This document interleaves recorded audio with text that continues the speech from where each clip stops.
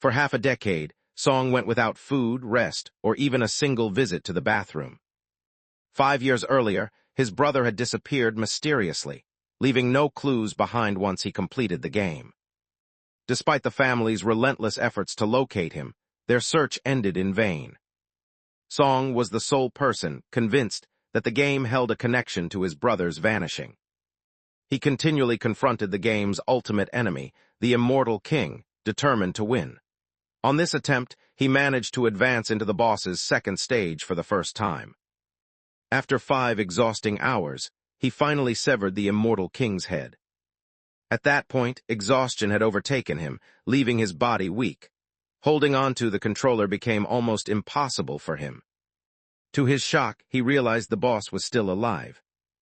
Before his very eyes, the boss's head, once detached, miraculously grew back and restored itself. The creature's whole form started to grow darker as a menacing energy spread through it. With a deafening roar, the Immortal King lunged directly towards Song Yin-Yu. He stood his ground, showing no sign of fear or hesitation.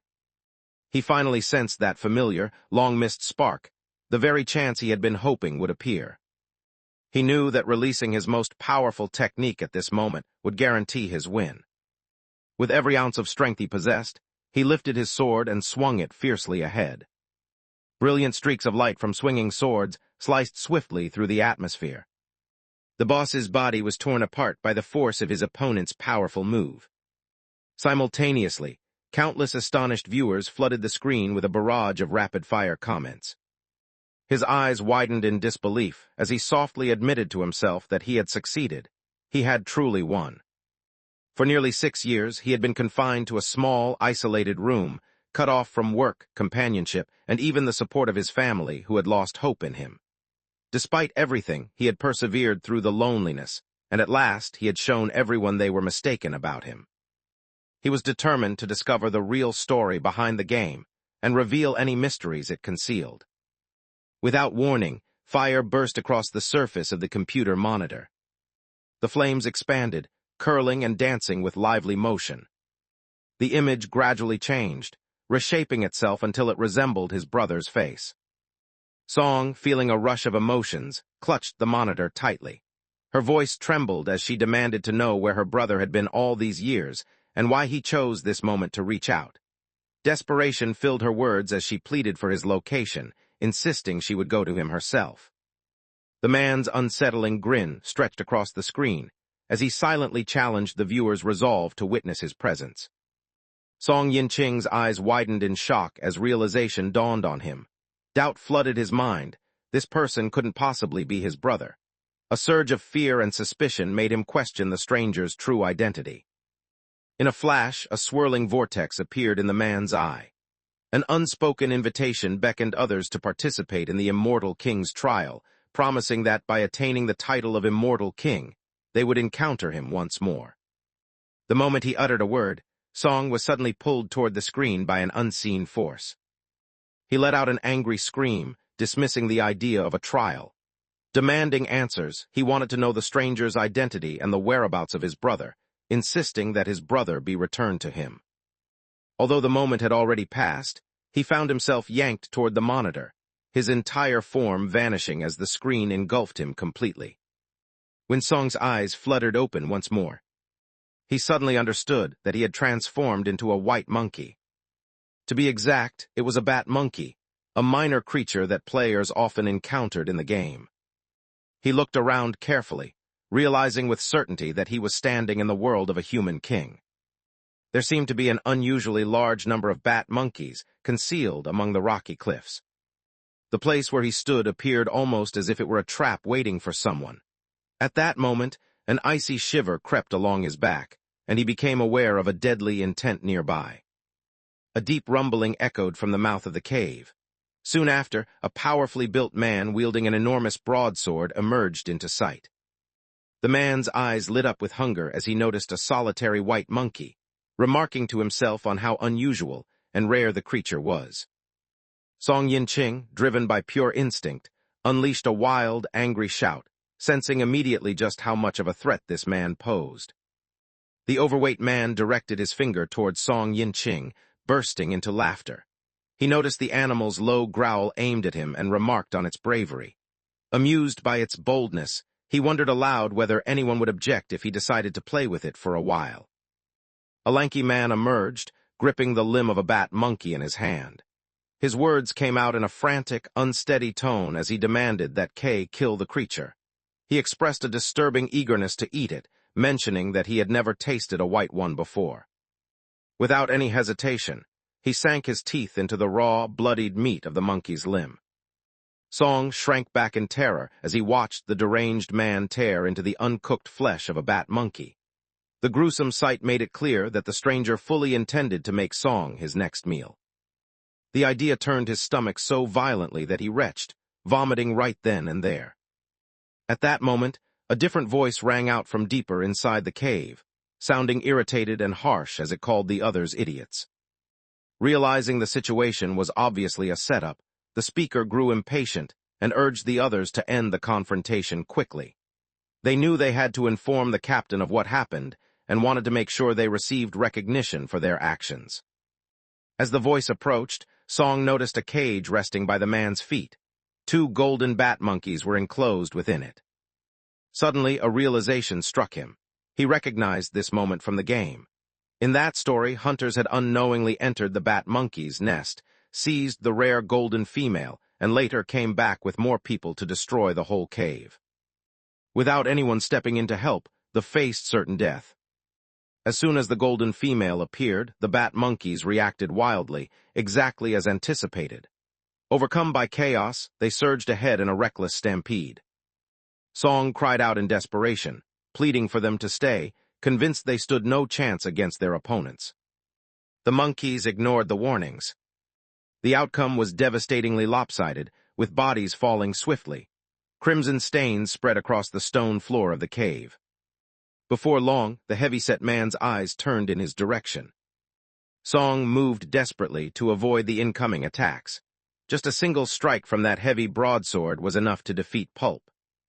The thin young man grew restless and urged the others to hurry up and complete the task, his tone sharp with impatience.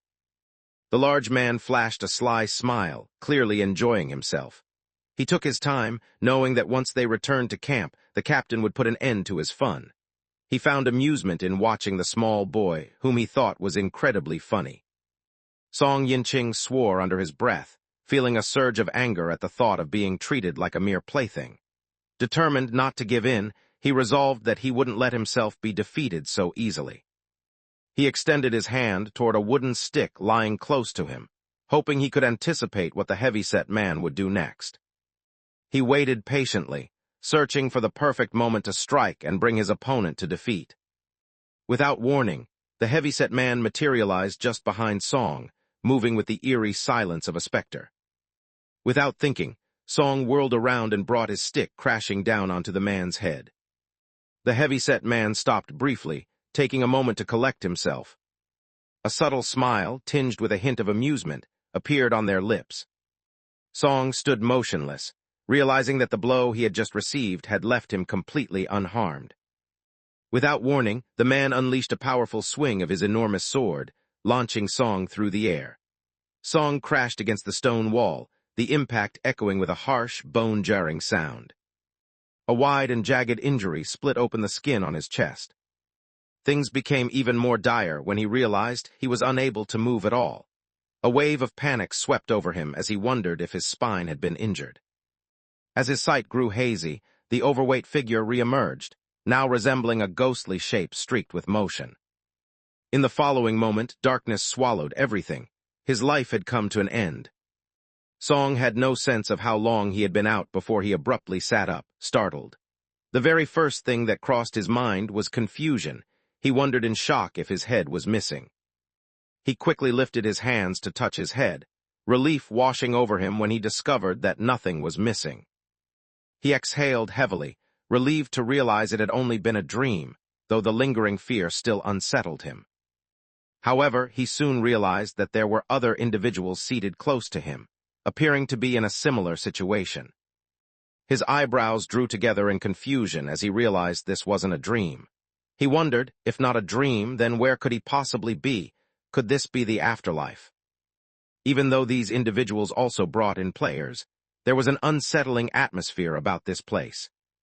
A sudden realization flashed through his mind, stopping him in his tracks. The thought occurred that if everyone present was a player, it was possible that her brother could be among them as well. He swiftly looked over the gathered people, examining each person's features one by one. Despite searching with all his might, he could not find any sign of his brother. A dark figure appeared behind him at that moment, its presence casting an eerie shadow. The newcomer taunted him with a scornful remark, expressing disbelief that he had already failed so early in the challenge. The young man emphasized his cruel remark by delivering a sharp kick to Song's side. Song collided forcefully with the wall, only halting her momentum once she hit it. He shouted furiously, demanding to know why he had been kicked and what was wrong with the other person. A wrinkled man with a sharp, rodent-like face strode ahead, his lips curling into a sneer as he warned the boy to be careful with his words.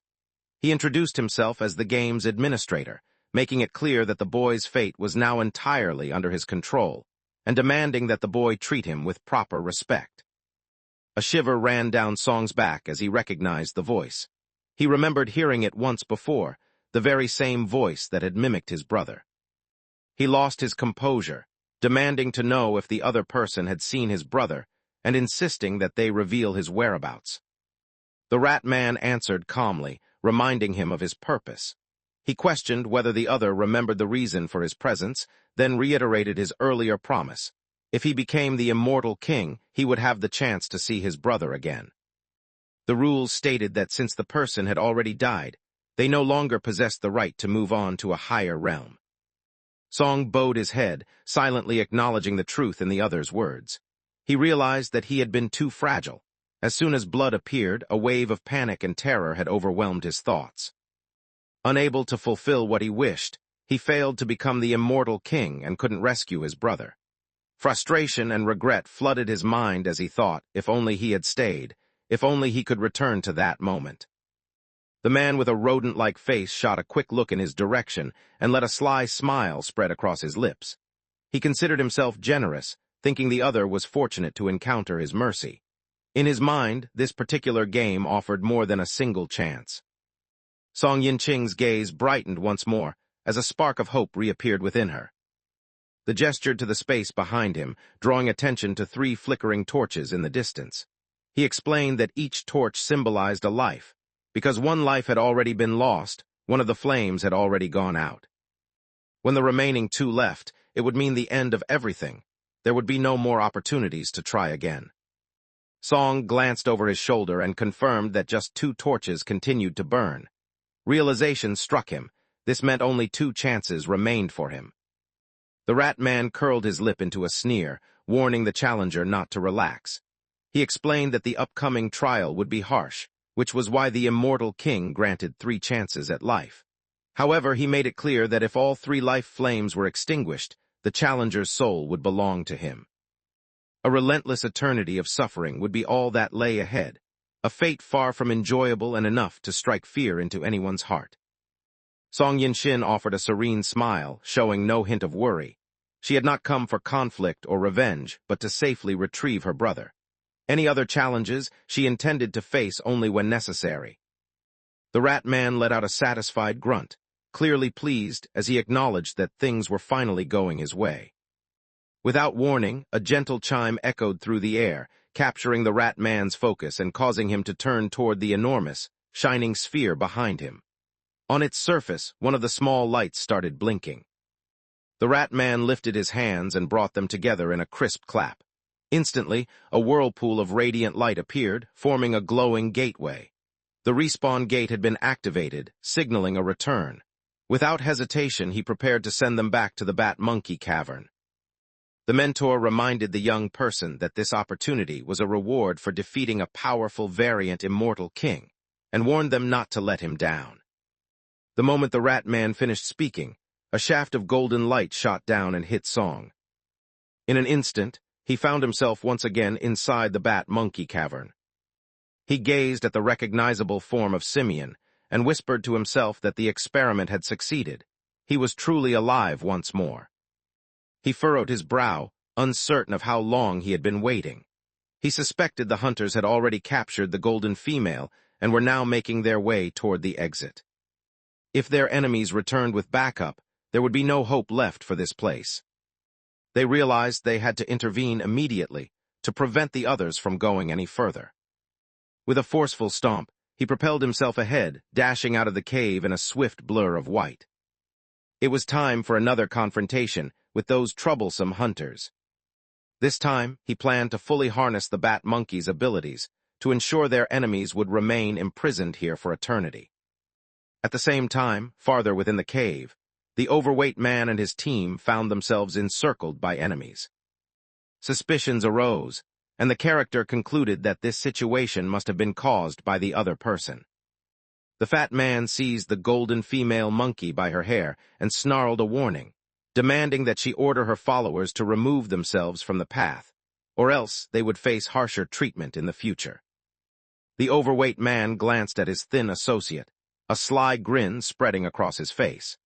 He reminded his companion that the villagers had warned him to stay away from children, but pointed out that fortune seemed to be favoring him today.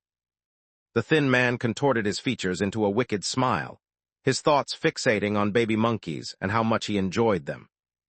Panic surged through the mother monkey the moment she realized what had happened.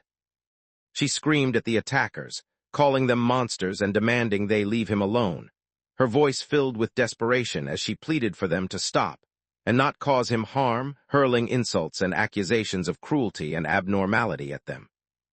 The young monkey, oblivious to any threat nearby, gazed upward with innocent curiosity. The thin man bent low to the ground and quietly urged someone to join him in play. The young monkey beamed with pure joy and innocence. In the next instant, the man lunged forward, jaws stretched wide as he tried to sink his teeth into him. The mother's eyes widened in terror as she silently pleaded for everything to come to a halt. Suddenly, a bright white light shot across the cave's entrance. Song arrived just in time, swiftly rescuing the baby monkey and carrying it to safety. The slender man stood motionless, stunned by what had just occurred. He grabbed his jaw in pain, crying out about his injured mouth and lamenting that he would never be able to eat meat again. The overweight man gazed at Song with a puzzled expression, unable to comprehend the situation. He was certain he had killed her moments ago, yet here she was, standing before him once more, very much alive. The speaker recalled encountering someone similar in the past, a person who claimed to be a player summoned by the Immortal King. That individual had acted arrogantly, which led the speaker to cut him down, not just once but 3 separate times. Now the speaker wondered if this newcomer belonged to the same group. He lifted his shoulders in a casual shrug, showing little concern. To him, it made no difference. If she truly had no fear of death, he decided he would simply end her life once more, acknowledging to himself that it would only require a bit more effort on his part. Without hesitation, he charged toward Song Yinqing, his blade lifted high in preparation to strike. However, on this occasion, Song had completely harnessed the bat monkey's incredible speed, its most powerful ability. Being a rare white variant, he possessed greater speed than the rest, which likely explained why he had been selected to act as bait. He realized that by mastering the swift movements of his new form, he stood a chance at overcoming the ruthless human opponent. In an instant, he sprang behind the heavyset man and slashed his claws down the man's back, carving 3 long, bloody wounds. The fat man's skin proved to be far more resilient than anyone had anticipated. He spun around with a sly smile, noticing that his opponent was starting to catch on. It seemed his rival had figured out that their strengths were not equal, and now intended to win through a battle of endurance instead. He found the idea appealing, believing it added excitement to the situation. Energized by this thought, he rushed ahead once more, gripping his blade tightly. Song's gaze grew more intense, as she silently questioned what others found so amusing. They decided to ensure the moment would be one they would always remember. He accelerated as fast as he possibly could, determined to reach his top speed. Moving swiftly, the figure darted in circles around the large man, leaving a trail of claw marks etched across his flesh with every pass. The heavyset man's face contorted as discomfort finally overcame him. With a thunderous roar, he lifted his broadsword above his head and slammed it downward with tremendous force. Song, however, managed to evade the attack by quickly rolling aside, escaping the strike by a hair's breadth. After stepping away, Song grew even more confident. He realized that the large man's bulk made him slow, just as he had suspected. The man's movements were clumsy and lacked precision. When measured against the variant Immortal King, any comparison seemed pointless. This individual amounted to little more than an overrated foot soldier. The overweight man's frustration became obvious. He felt as though an annoying ant was crawling over him, biting and buzzing relentlessly, pushing him to the brink of madness. The challenger taunted their opponent, daring them to do better and even inviting them to try and end the fight. With fierce determination, the challenger warned that if the tables turned and the opponent was caught, there would be no mercy, only a brutal end, leaving the opponent unable to return. Song's gaze took on an icy glint. Without warning, his figure became a swift blur as he lunged forward, silently acknowledging the challenge. He moved swiftly, weaving in circles around the large man while his attacks came in a relentless stream. The man seemed to have been thrown into a whirlwind of blades, wounds opening one after another as each strike sliced through him. A few moments passed before the large man cried out in pain and fell hard onto the floor. One of the smaller hunters curled his lip in a sneer, mocking the powerful warrior for being defeated, suggesting that he couldn't even win against someone as weak as a monkey. Struggling to catch his breath, the heavyset man lost his patience. He demanded that everyone be quiet, accusing them of wanting to see him perish, and insisted that they hurry over to assist him immediately. The short hunter let out a laugh as he rested both hands on the bone club slung across his back, agreeing to offer his assistance. With a rapid twist, he launched the bone club, sending it flying across the air. Song moved swiftly to the side, avoiding the attack without breaking a sweat. In the terrified gaze of the large man, it appeared as though the weapon was hurtling directly toward him. A nauseating snap echoed as a heavy club shattered his skull beyond recognition. The short man burst into laughter, his amusement clear. He admitted his mistake, apologizing for accidentally striking the other person on the head. He looked at Song, a wide grin spreading across his face. With the leader gone, he figured there was no longer any point in continuing the battle. He offered to return a prized golden female, suggesting it was time to end things without further conflict. He proposed they part ways peacefully. Song answered with a steady voice, agreeing that the suggestion would make things easier for everyone. However, he mentioned he had a minor request. Approaching the broadsword lying on the ground, he retrieved it, reflecting on how, during his time in the game, heavy swords had always been his weapon of choice. He preferred using sheer strength over technique, relying on repeated powerful strikes until the enemy was defeated. This situation was nothing like playing a game. The reality of an actual fight brought a completely different sensation. He hoped they would also assist him in trying it out. Not pausing to hear any reply, he lunged ahead, showing by his reckless energy that he was ready for anything. The two hunters looked at each other, silently communicating their intent, before they both charged toward him, ready for the confrontation. The creature with the enormous mouth was the first to strike, surging forward with its jaws gaping menacingly. Song shifted to the side and thrust the blade directly into the man's chest. With one swift, flawless blow, the creature was instantly killed.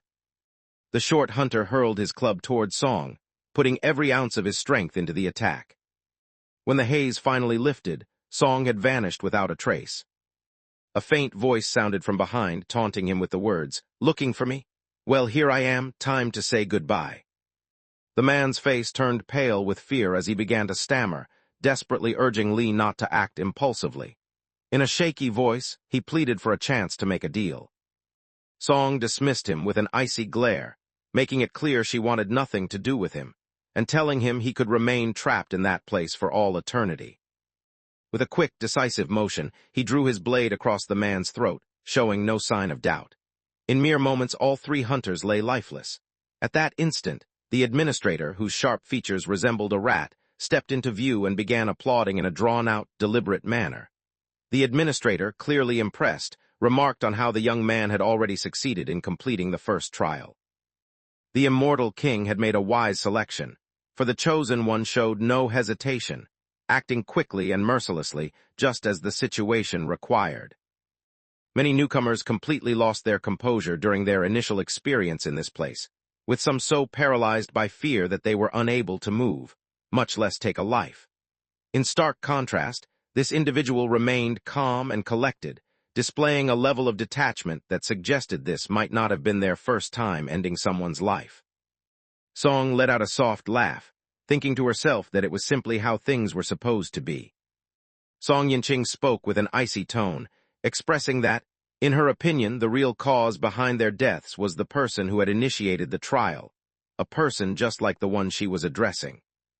The rat-faced man paused abruptly, a sudden awareness washing over him as he noticed an unexpected change in the boy's demeanor. In the blink of an eye, Song sprang toward him, her intent clear as she marked him as the next target. They moved too slowly to avoid the attack. Song's sword swept through his abdomen, severing his body cleanly into two parts. His body spun uncontrollably through the sky, collapsing in fragments as if he were a discarded puppet. Song erupted with uncontrollable laughter, mocking the Immortal King. He taunted the mighty ruler, pointing out that the king's loyal servant had just been sliced in half by his own hand. To Song, this so-called challenge was laughable. He boldly demanded that the Immortal King face him directly in battle, claiming that if he could defeat the king, he should take his place as the new Immortal King. To him, that sounded perfectly reasonable. His battered torso suddenly moved, breaking the silence. With a chilling, taunting tone, he called the other a foolish child. The speaker refused to be seen as just a servant of the Immortal King or as someone weak. Confidence radiated from them as they noted the other's arrogance, determined to demonstrate the true meaning of power. Suddenly, twisted red tendrils of flesh burst forth from the rat man's waist and right arm, writhing in a grotesque display. His right hand transformed into an enormous, grotesquely swollen form, throbbing with an intense, unnatural energy.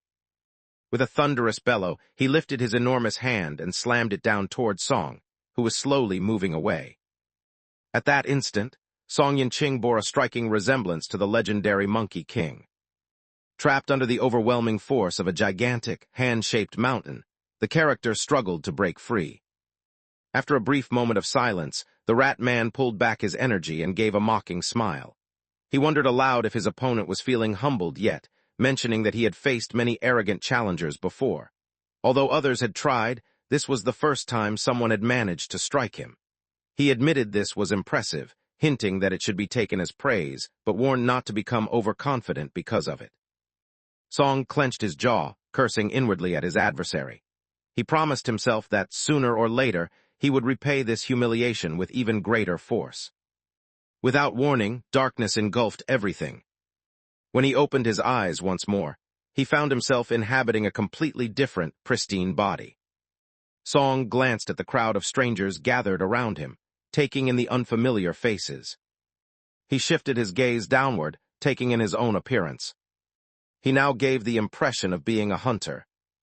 Out of nowhere, a figure appeared on the far hillside, urgently waving signal flags back and forth.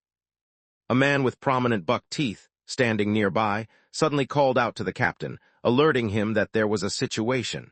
He explained that the flag signals were conveying a message. The group realized with alarm that they were facing the deep rockfish wolves. Captain maintained composure and issued firm commands, assuring the crew that he had spotted the threat and urging everyone to remain calm. He instructed all units to move into battle formation, warning them about the approaching deep rockfish wolves.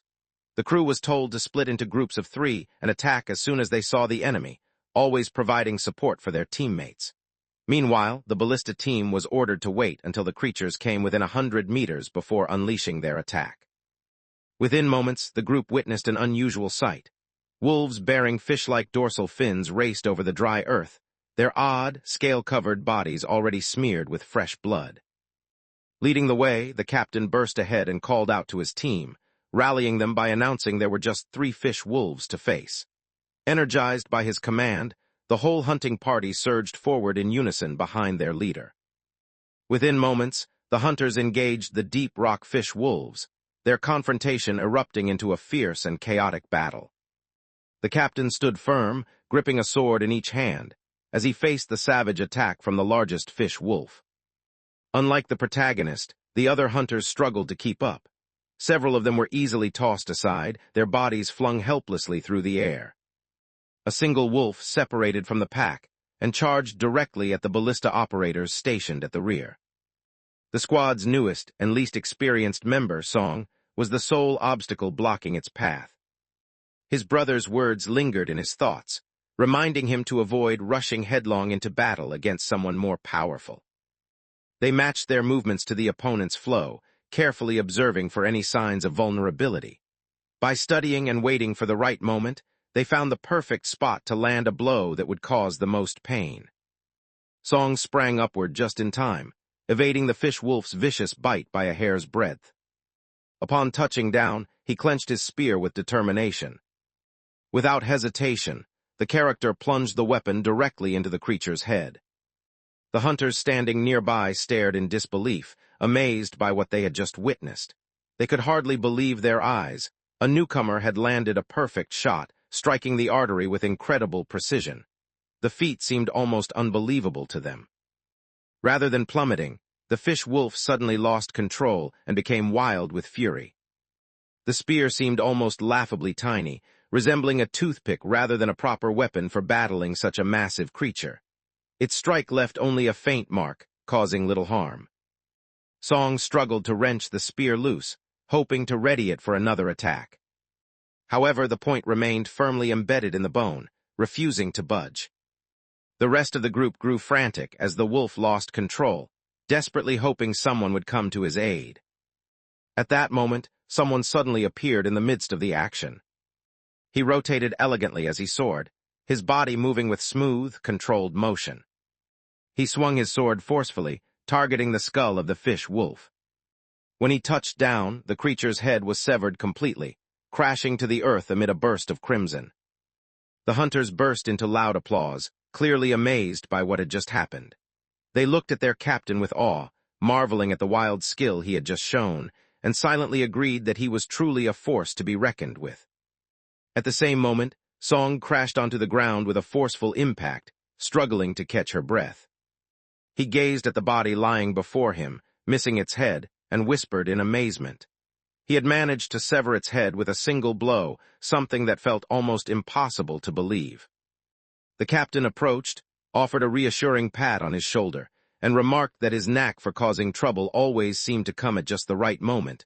But fortunately, everything had worked out fine on this occasion.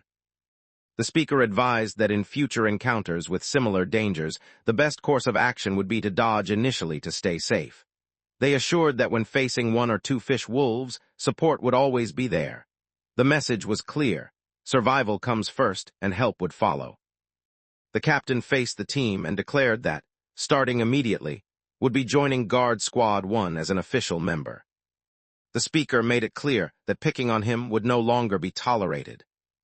A young man with a round birthmark on his skin gave Song a reassuring pat on the shoulder, expressing admiration for how quickly Song had managed to earn the captain's respect on his very first day.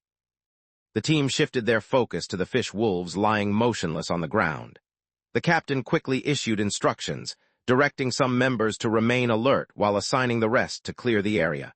Noting that dusk was approaching, the captain signaled that they would be returning soon. As Song gazed at the lifeless wolf, he realized that only the strongest survived in this harsh realm. Understanding that this was the reality within the world of the Immortal King, he knew he would have to adapt quickly. As the group started dragging the animal remains toward the village, thoughts of the hunt resurfaced in his memory. The area was known as Broken Rock Canyon. Memories of battling fish wolves here more than 20 times lingered in their mind, the landscape now etched into their memory. The character believed that a significant conflict was about to occur in the near future. Without someone guiding them, the hunters stood no chance of winning. The situation reminded him of the Bat-Monkey Cavern, leaving him to wonder if he was about to walk into yet another deadly trap.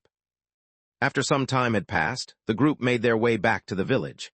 As they approached the entrance, the sound of joyful cheers filled the air. The villagers recognized Squad 1's return and called for the gates to be opened quickly. The villagers, regardless of age or gender, hurried outside to welcome the newcomers, their faces alight with happiness and a sense of relief. Song found himself surrounded by a crowd of NPCs unlike anything he had ever witnessed before. The experience struck him as strangely authentic, as if he were encountering friends from the internet in person for the first time. The situation felt both unbelievable and comforting at the same time. He noticed the captain walking over to greet a woman who stood beside a young girl. The captain smiled brightly and opened his arms, inviting over for a warm embrace. As Song observed the tranquil scene before him, an ache tightened in his chest. The village was calm and undisturbed at that moment, yet he knew that if the game unfolded as it always had, this place would soon face a tragic massacre. At that moment, Bro emerged quietly behind him, releasing a longing sigh. He gazed at the captain's happy life, a loving wife and a sweet daughter, and couldn't help but yearn for a similar happiness of his own. Song replied in a laid-back manner, expressing that a joyful and healthy family was truly the greatest blessing. However, buck-toothed Bro's expression turned sour as he protested, questioning why Song was acting oblivious when he was married himself. Shocked, Song paused and gestured toward his own chest, bewildered by the claim that he had a wife. Bro arched his eyebrow in bewilderment, struggling to make sense of the situation. He wondered silently if the man in front of him had suffered a blow to the head, or perhaps truly couldn't remember his own wife. The possibility crossed his mind that this could just be an odd attempt at bragging. To him, the man's behavior seemed as if he had just stumbled upon a life-changing fortune. After some time had passed, Bro guided him toward a modest house. Announcing their arrival, Bro let him know they had reached his destination and mentioned that they would be leaving soon. Song glanced over with a hint of panic in her eyes, surprised to see that the other person had no intention of entering alongside her. He mentioned he needed to visit his later, then casually strolled away, unconcerned about anything else. Left alone by the entrance, Song paused uncertainly. In his previous life, he had always struggled to interact with women, rarely speaking to any except for his own relatives. He wondered if being married meant they would have to share the same bed. He realized that he was no longer a virgin, and the shock of that realization almost caused him to lose his balance right then and there. At that moment, the door burst wide open. A character noticed someone standing still by the entrance and wondered aloud why they were hesitating, urging them to come inside without delay. Song Yinqing ran his fingers through his hair, his mind searching for words that refused to come. The woman's expression tightened with a small frown as she insisted he face her and speak directly. As he obeyed and turned to meet her gaze, a blush spread across his face. She was breathtaking, far more attractive than he had ever pictured in his mind. Upon arriving home, the person was urged to step inside quickly rather than linger at the doorway, as staying outside might cause others to become concerned. He entered the room and with visible anxiety perched on the bed's edge. Without warning, a hand extended toward him. A calm voice instructed him to remain still, while a gentle hand rested softly against his cheek. The motion continued downward until it reached his abdomen. He ended by patting his thigh. At that moment, an old woman began to applaud, her face lighting up with pride. She praised her grandson, marveling at how impressive he was for coming out of his first encounter with a fish wolf without so much as a single injury. It became clear that Grandma's vision had faded over time, so she relied on her hands to feel for any signs of injury on him. Soon after, a succulent whole roast pig appeared on the table, cooked with extra care to honor his very first day as part of the guard. Right as he reached for his chopsticks, his wife signaled with a pointed double cough, reminding him about proper etiquette. Song immediately adjusted his posture, silently noting to himself how firm she could be about such things. He watched as she offered the first piece of pork to their grandmother. In that moment, the trio took their seats together and started their peaceful dinner as a family. The scene brought back memories for him of a time when his family lived in harmony, all sitting together around the dinner table. Since the day his brother vanished, the house's former warmth faded away, leaving behind only raised voices, accusations, and lingering bitterness. The constant strain had gradually drained all warmth from their home, leaving it feeling empty and shattered. His parents became increasingly withdrawn, prompting him to isolate himself in his bedroom. He couldn't remember the last time he'd enjoyed a meal as satisfying as this one. A cold tremor crept along Song Inching's back as heavy thoughts pressed on his mind. Without warning, he put his bowl and chopsticks aside and quietly mentioned that he needed to leave for a moment. Without offering any further explanation, he hurriedly exited through the doorway. Grandma's face showed clear concern, puzzled by his sudden and rushed departure. His wife noticed her unease and offered a calm explanation, suggesting he might have recalled an important duty with the guard squad. She reassured them that his return was imminent, her tone steady and her eyes filled with unwavering confidence. The reality was clear. He couldn't relax or savor a quiet meal as long as his brother remained missing. He looked around the surroundings, desperately hunting for an escape. Remaining in that spot would surely lead to his demise, so he realized he needed to become stronger without delay. Soon he spotted a stretch of the village fence and got ready to scale it. The height of the structure seemed overwhelming in the darkness, appearing much taller than it had during daylight hours. It looked to be at least 3 or 4 stories tall, if not more. Once free, the character wondered whether to seek guidance from an experienced mentor or to try facing challenges alone. Simply waiting for something miraculous to happen, like a hero from a fairy tale, was not an option. They believed that anything would be preferable to simply waiting for the end to come. As Song started to scale the fence, a voice from behind warned him, suggesting he reconsider his actions. At night, the mountains became a haven for lurking monsters and demons. Anyone daring enough to venture outside risked becoming their late-night meal, leaving nothing behind, not even their bones. Song spun around abruptly, his eyes narrowing as he focused on the spot where the voice had come from. He noticed someone concealed behind a rock under the cover of darkness, and demanded to know their identity with suspicion and irritation. The man let out a quiet laugh, amused by the question about his identity. Without any hesitation, he sprang from the top of the stone pillar. He was clearly offended that a young intruder in the village would be bold enough to ask for his name before offering their own.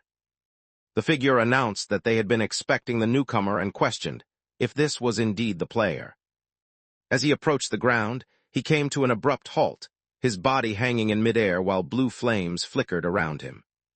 Song's eyes grew wide with surprise as he recognized the technique, Sky's soar step. The realization struck him, the person before him was a cultivator. Without pausing to think, he spun around and ran, his instincts warning him of the threat. Fear urged him to escape immediately, certain that staying any longer would put him in serious danger. The man moved with surprising speed, blocking his path and flashing a sly grin. He insisted that there was no need to leave so soon since they had only just exchanged greetings, suggesting he should linger and talk for a while. Without uttering a single sound, Song thrust her palm forward, directing a swift and forceful strike at the man. The man laughed, amused by the display of temper before him, and remarked on its intensity. That technique did not resemble a correct palm strike. He demonstrated his point by casually swinging his hand, landing a direct hit to Song's midsection. The force of the blow launched Song into the air, propelling her backward. When he landed hard on the ground, a groan escaped him. Disbelief washed over him as he realized that the move had not been a palm strike at all. It had actually been a full judo throw. Oopsie apologized, claiming the blow had not been intentional and asking if Song was all right. Song winced, doubting the sincerity of Oopsie's words and suspecting it had been done deliberately. The impact left Song feeling queasy, as if the roast pig from earlier was threatening to resurface. The man offered a gentle smile, assuring the newcomer that there was no need to worry. He introduced himself as the chief of the village and explained that his purpose was to help guide players just like them. Song's eyes widened with surprise as realization struck. Standing before him was the village chief, a fact he found almost impossible to believe. The two of them took their seats and started a conversation. Song admitted that she had been truly frightened earlier, thinking the other person might be a fellow player. She then inquired how the other person had realized she was a player too. The man let out a quiet laugh, recalling how new players arrived in their village every couple of years. After hearing about someone single-handedly defeating the fish wolf earlier that day, he began to suspect something. He remembered the first Qiang as just a beginner, certain that the rookie could never have managed such a feat with expert skill. The reasoning seemed sound to them, yet they couldn't help but notice how different this person was from the village chief they recalled. In their memory, the chief of Red Rock Village had always been an elderly man with long catfish-like whiskers, not at all like the figure standing before them now. The reality of the Immortal King's realm differed greatly from the version once experienced in the game. The game only captured an old, static image of this world, while the realm itself had continued to change and progress beyond that point. The conversation shifted to the village chief, who was known for his whiskers.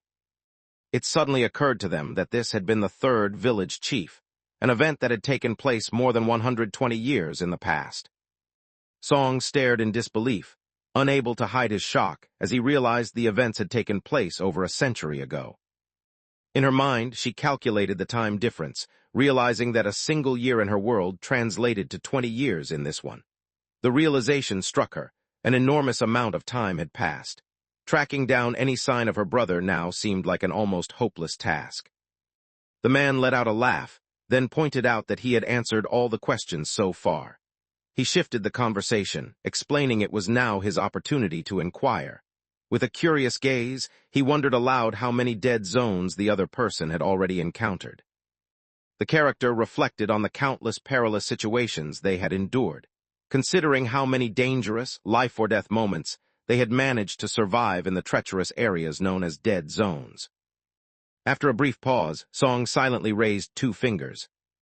Song stood tall, recalling that this was his second time facing the dead zone trial. Although he had already participated once before, the workings of the Immortal King's test remained a mystery to him. He respectfully requested an explanation, hoping someone would clarify the process for him. The man flashed a playful, exaggeratedly serious smile, assuring that there was no reason for such formality. He explained that sharing all the information he had was simply part of his responsibilities. Put simply, the Immortal King's trial consisted of a sequence of challenges where participants found themselves inhabiting different bodies. Each time, they had to experience and survive the dangerous situations that person was currently enduring. Those who made it through the dead zone emerged with souls that grew more resilient. Their performance during the ordeal could reward them with magical abilities, rare relics, or formidable weapons. With every challenge, the obstacles grew more demanding, steadily driving the contender closer to a strength that could one day match the legendary Immortal King. If someone failed, lost their life, or remained trapped in a trial for an extended period, the consequences were already clear to them. That was the extent of the information available. With that said, the speaker wondered if anyone could figure out the location of their present dead zone. Song Yinqing's thoughts swirled rapidly as she tried to make sense of her surroundings. She realized that if this world truly mirrored the narrative from the game, she might already understand what was happening. They recognized the figure as the king of the White Wolves.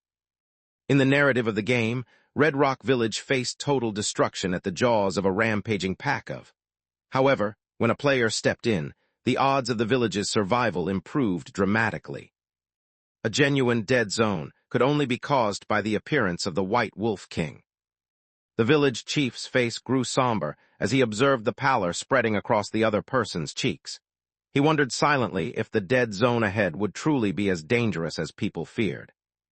Song paused for a moment before turning to the village chief with uncertainty, wondering aloud if the arrival of the players was causing harm to their world. A realization dawned on them. Lumen's sight had been weighing heavily on their thoughts. Another perspective was offered, suggesting that if catastrophe could not be avoided, perhaps this newcomer's presence signaled hope for survival. Memories of a solemn vow made long ago surfaced, a promise made before their ancestors to defend the village and all its people at any cost. The leader addressed the new recruit, firmly reminding them that they were now a member of the Guard. No matter what dangers or lifeless areas threatened the village, the recruit would stand alongside the leader, defending their home as a team. Together, they were responsible for keeping everyone safe, and the leader made sure the recruit understood this commitment. Song gazed at him, feeling a flutter in her chest. The way he looked brought to mind memories of her brother. He smiled warmly, confident that they would always support one another, just as it was meant to be. Without warning, the chief began to perspire anxiously, beads of cold sweat forming on his forehead. Song's eyes grew wide with surprise. She wondered what could be happening. The man urgently instructed her to cover her ears, warning her that someone was approaching. It was already beyond the point of return. Suddenly, an ear-splitting scream shattered the silence, so intense that Song felt as though her eardrums might burst. As the echo of the sharp noise slowly disappeared, Song Yinqing struggled to catch his breath, his hearing still muffled by a persistent ringing. A sudden, chilling scream echoed through the air, leaving everyone on edge. The villagers felt a wave of fear, recognizing the sound as something truly frightening. The village chief calmly revealed that the noise came from the death bird, a creature kept sealed away at the western cliffs. He explained that the bird's presence helped prevent the wild, nighttime creatures from running rampant after dark. As the evening grew late, the speaker reminded everyone that it was time to go home, mentioning that training would begin early the next morning. Song blinked in surprise, realizing that the conversation had ended so abruptly. She still had many questions left unanswered. The chief chuckled while he waved farewell, explaining that any questions should wait until the next day. He joked that his wife's yelling was more terrifying than any ominous birds, and he refused to stay and risk her anger. With that, he hurried off, saying goodbye.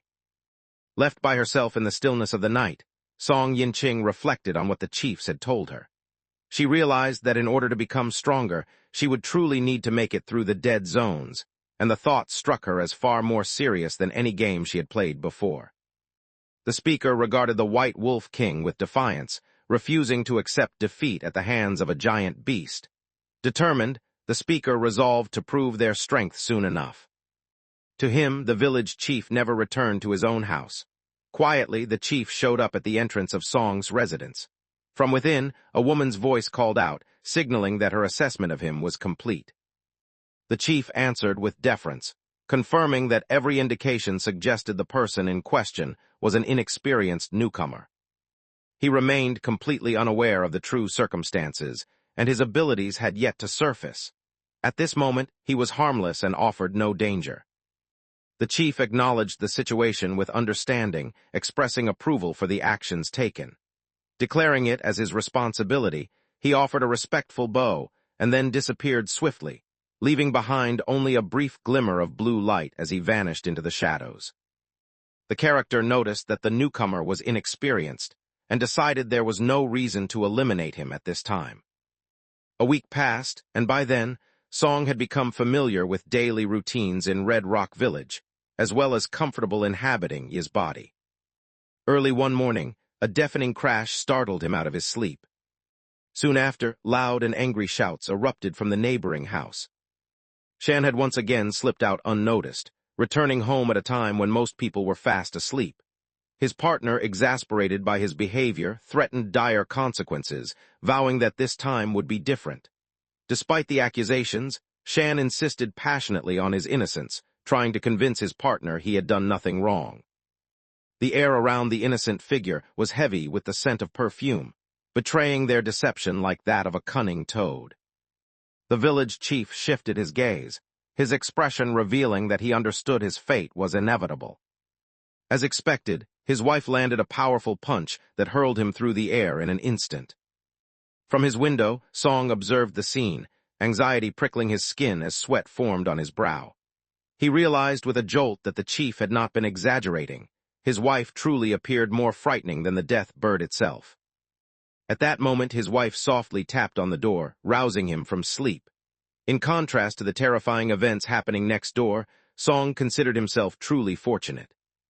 She gently reminded him that his squad was assigned to protect the village that day, and advised him to leave for the mountains early. Red Rock Village relied on 2 teams of guards, each taking turns every 10 days. While one group patrolled the outskirts, the other remained in the village to defend it. Throughout their shift, the members shared guard duty and endured intense training sessions every day. He completed a 10-mile run through the mountains, followed by 100 weighted push-ups, and finished with 2 hours of intensive driving practice. The session concluded with squad members facing each other in sparring matches. On this particular day, Song found himself matched with a woman who was both tall and powerfully built. She flashed him a confident smile, making it clear through her expression that this was their first time training together. With a playful challenge in her eyes, she made it known that she expected him to treat her as an equal in their sparring match, urging him not to hold back simply because of her gender, and inviting him to give his best effort. Song squinted, sensing a strange familiarity in her features. As soon as he realized who she was, fear his face, he understood that she was the wife of the village chief. Shocked, he glanced at the captain, terrified at the situation. The thought raced through his mind that the captain had matched him with the chief's wife, making him wonder if this was a deadly setup. The captain averted his gaze, attempting to keep his tone relaxed. He questioned the need for shouting, reminding the newcomer that she was the squad's sole female member. He insisted that he was actually helping, and warned the newcomer not to show ingratitude. Without speaking further, the captain gave a sly smile and gestured with his hand, signaling the start of the sparring match. Within moments, the village chief's wife unleashed a furious flurry of punches, her blows coming so swiftly they blurred before Song Yinqing's eyes. He ducked and weaved, struggling to distinguish the genuine attacks from the feints. Gradually, a realization dawned on him. Although her assault was fierce, her speed was hampered by her physical strength and stature. Her attacks only seemed fast. In reality, he was able to match her pace. Just when he started to believe victory was within his grasp, she unexpectedly hurled her arm with the force and unpredictability of a wrecking ball.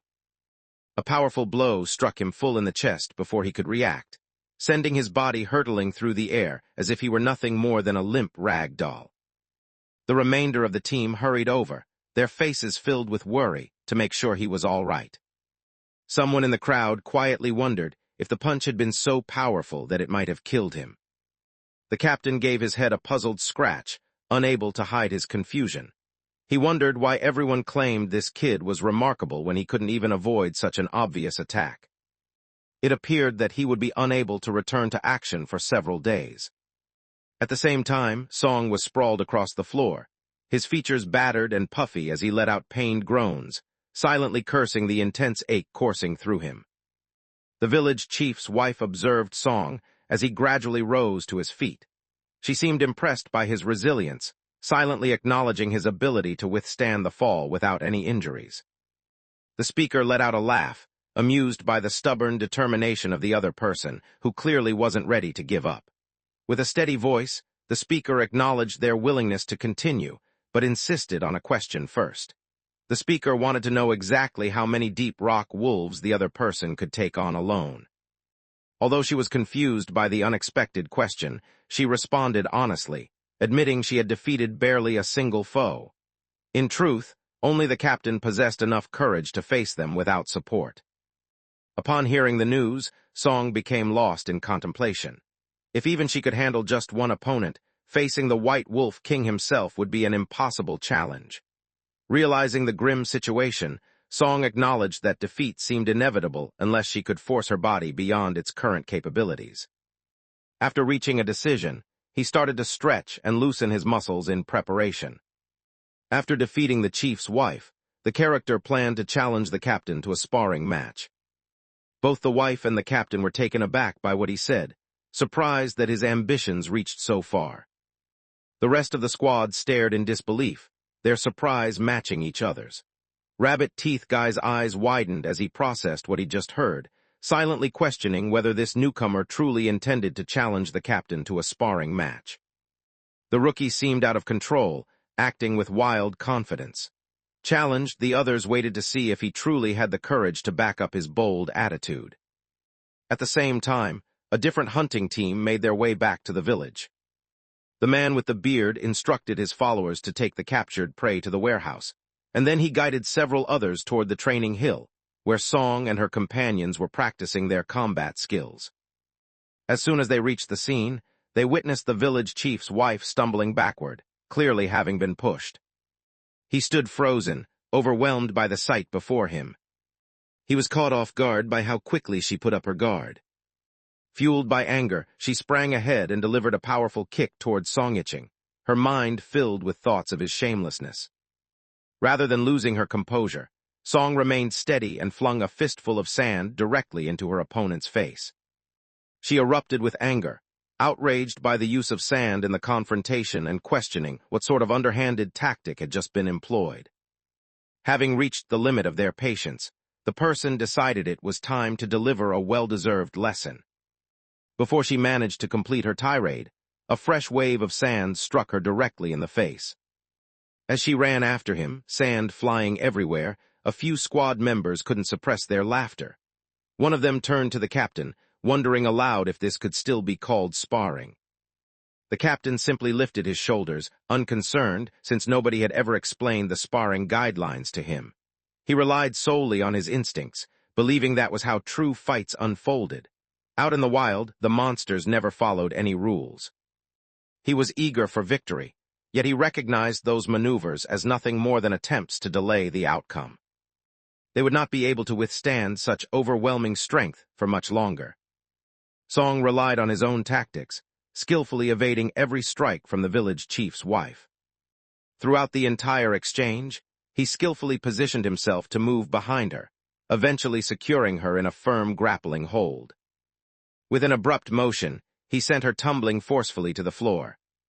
Summoning all his remaining energy, he pulled her right arm into a firm submission hold, locking it in place. The village chief's wife screamed in agony, begging for mercy as she felt something about to break. She admitted defeat, unable to endure the pain any longer. The captain announced loudly that the first round had ended, declaring Yi as the winner. With a bright smile, Song Xing faced the captain and announced his victory. The captain merely let out a dismissive scoff, accusing Song of using underhanded tactics. According to the captain, if his opponent had truly tried from the beginning, Song would have already been defeated. Confidently, the character challenged the situation, determined to continue until the tables turned, and they were no longer the one who stumbled. The captain stopped for a moment and let a sly grin cross his face. He recognized the same fierce determination in the young person before him, a stubborn streak that reminded him of his own younger days. At that moment, a man with a beard walked over, remarking on the newcomer's courage to respond so confidently. He noted that Ming's new companion was certainly no ordinary person. The fact that the newcomer wanted to spar with him made it clear he was no longer seen as untouchable. Even rookies now had the nerve to challenge him, a sign that his reputation as a formidable opponent had faded with age. Ming spun on their heel, annoyance etched across their face.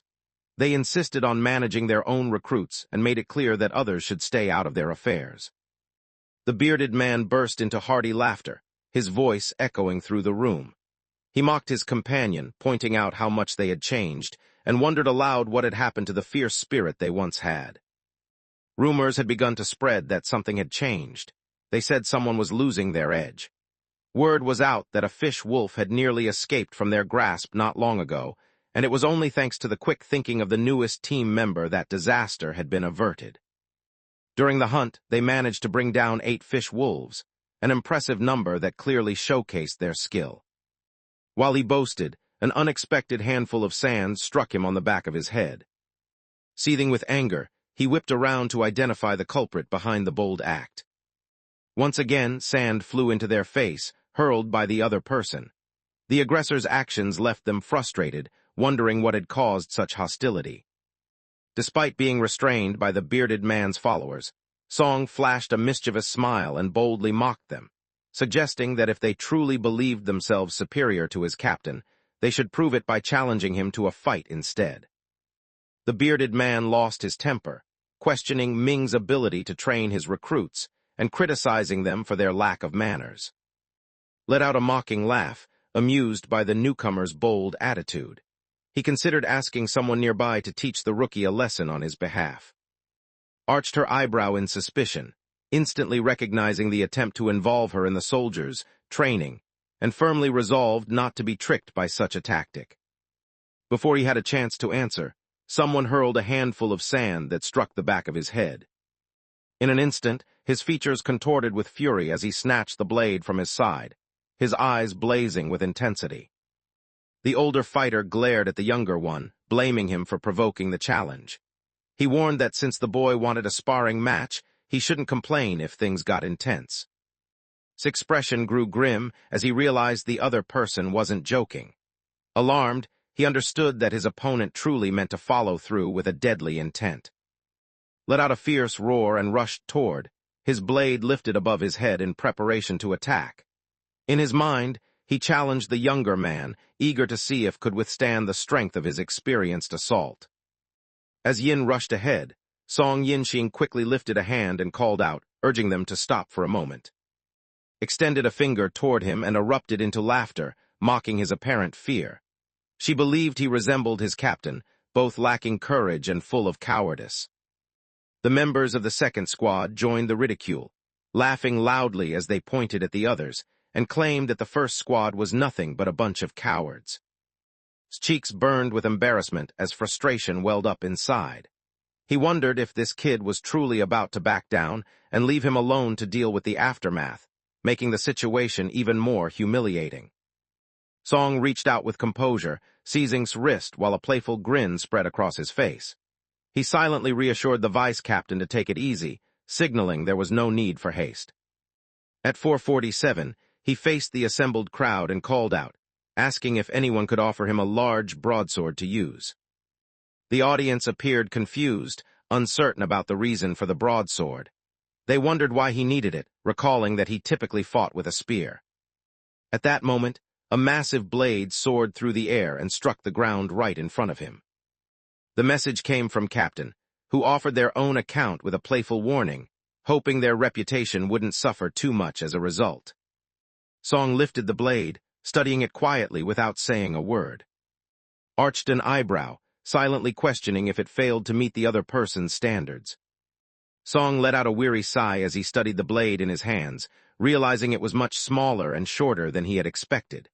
He had specifically requested a large sword, a true broadsword, but this weapon fell far short of what he wanted. Bunny teeth and curly locks glanced at each other, silently wondering if it was too short or not quite long enough. Laughter erupted from even the second squad, as they wondered aloud how he could possibly know that the first squad captain didn't measure up. Without warning, a member of the team revealed a huge sword, drawing it out from behind his back. The blade, towering over all others in the village, stretched 5 feet in length and weighed a hefty 80 pounds. Whoever dared to wield it needed to grip it with all their strength. As soon as Song took hold of the object, the sheer weight pulled his arm downward. There was no denying it, this thing was unbelievably heavy. The bearded man erupted in laughter, ridiculing Ming by pointing out that his companion struggled to even raise the blade and insisting they should give up. Undeterred, Ming retorted that the challenger had not even made an attempt yet and urged the man to hold back his insults. Song wobbled as he tried to hold the sword, his grip uncertain until he managed to plant his feet firmly. Meanwhile, the person who had handed him the weapon was already second-guessing his decision, wondering if letting Song borrow the sword had been a terrible idea. A voice rang out, drawing attention to him as he stood in an exaggerated stance. The sight became unforgettable for onlookers, who realized they could never erase the image from their minds. He stood with his blade resting against his back, striking a pose that looked straight out of an anime. It left everyone wondering if such a stance could actually be used in real combat. His eyes grew wide with surprise as she recognized the familiar posture. Someone was preparing to use a stance. At the same time, Song stood upright, her eyes burning with determination, silently daring the second squad leader to challenge her. Even the man with the beard paused, taken aback by the strange stance before him. He could hardly believe the boy was offering him the chance to attack first, and suspicion crept in as he wondered if the youngster was making fun of him. Brad's words clearly irritated the man, who let out a fierce growl before charging at him, his sword lifted threateningly overhead. In the following moment, Song seized the sword's handle with determination, whirling around swiftly like a wheel ignited with both fire and metal. The bearded man struck quickly, but his weapon rebounded harmlessly against the swirling barrier that shielded his opponent. Song's swift movements kept her opponent at a distance, leaving him unable to approach. A member of the second squad called out to the first squad, questioning their unusual spinning turtle maneuver and accusing them of playing unfairly. Rabbit Tooth and Circle Bro swayed their hips in a teasing manner, silently challenging anyone to respond to their antics. He continued to control the battle with ease. Each time the second squad leader tried to strike with his blade, the massive sword easily deflected it, sending the lighter weapon flying aside. The huge gap in their weapons' weight was obvious.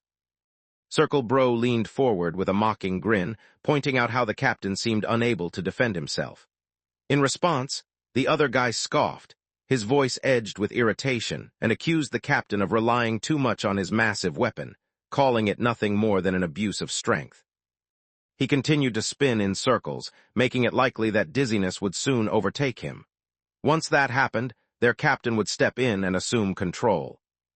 Just then, the bearded captain began to slow, a look of exhaustion crossing his face as he seemed to question whether his energy was finally fading. Without warning, Song abruptly brought the enormous blade down toward his opponent. The bearded man managed to evade the attack at the last possible moment, but not without consequence.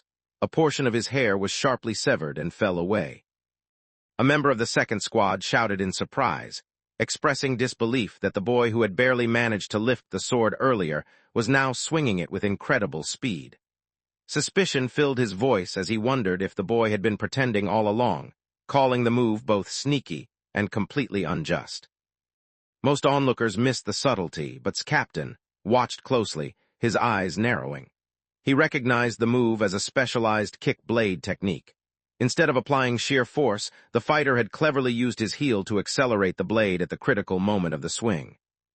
He wondered in disbelief where the other person could have possibly picked up skills like that. After Song grew accustomed to the heft of the sword, he began to transition from merely protecting himself to launching attacks, gradually forcing the bearded man to retreat with each advancing step. He realized the blade moved with incredible speed and weight, making it impossible for him to defend against. What unsettled him most was that his opponent never raised the weapon from the ground. Each attack relied on flawless accuracy and the force generated by its own motion. Many wondered if someone so new, just out of training, could really accomplish such a feat, questioning whether he was even human. In an instant, Song's blow sent the bearded man's sword flying from his grasp. The man gazed in disbelief at his empty hand, stunned by what had just happened. He realized that his weapon had been taken away. The thought struck him that this young person possessed an incredible instinct for combat. It became clear to him that the kid was a fighter by nature. He shrugged off his coat with a sharp motion, his voice rough as he admitted that he had misjudged his opponent. No longer willing to treat the situation lightly, he declared that the time for games was over. A sudden, piercing clang echoed, as a concealed blade swiftly extended from under his right forearm. Another squad member suddenly called out, drawing everyone's attention to the captain's true weapon, his pair of sharp twin blades extending from each elbow. The group urged the captain to move forward, encouraging him to reveal his true strength to M. Upon witnessing the scene, Ming's brows knitted together in concern as he questioned whether the level of intensity was appropriate for what was meant to be a simple sparring match. The bearded man let out a derisive sound, feeling that the situation was far simpler for others than it was for him. Inside, he bristled at the thought of having his pride wounded, his gaze fixed on the younger person as if daring them to falter. Song's face grew somber as he sensed a noticeable change in the atmosphere. The man before him now exuded a completely different presence. A crushing force seemed to bear down on him, making it hard for him to breathe. He sensed the presence of a massive cobra before him, poised to lash out and consume him entirely. Their collective purpose centered on conquering a challenging game known as Immortal King's Realm.